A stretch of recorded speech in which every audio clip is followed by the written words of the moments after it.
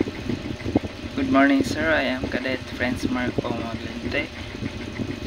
Criteria on damage stability. Damage stability is a ship's ability to remain afloat and stability due to hull damage. Example, collision or grounding. SOLAS Chapter 2-1 Overview. SOLAS Chapter 2-1 Construction, Subdivision, and Stability. Sets minimum safety standards for ships' damage stability.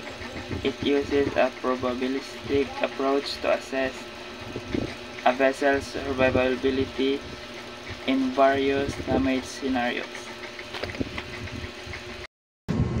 Good evening, sir.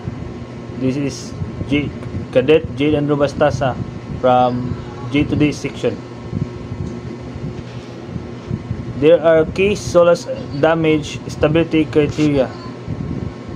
Number 1, survivability index. Required index are hills 25 degree during and after flooding. Number 3, positive residual stability or GZ curve after damage. Number 4, minimum freeboard must remain above waterline. Number 5, no progressive flooding. And there are basic steps in damage stability determination.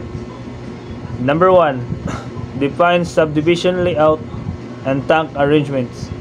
Number 2, apply hypothetical damage cases. Number 3, calculate flooding effects using software. Number 4, assess final equilibrium trim, hill, and GZ curve. Number 5, verify compliance with SOLAS criteria. That is the key SOLAS damage stability criteria and the basic steps in damage stability determination. Thank you, sir.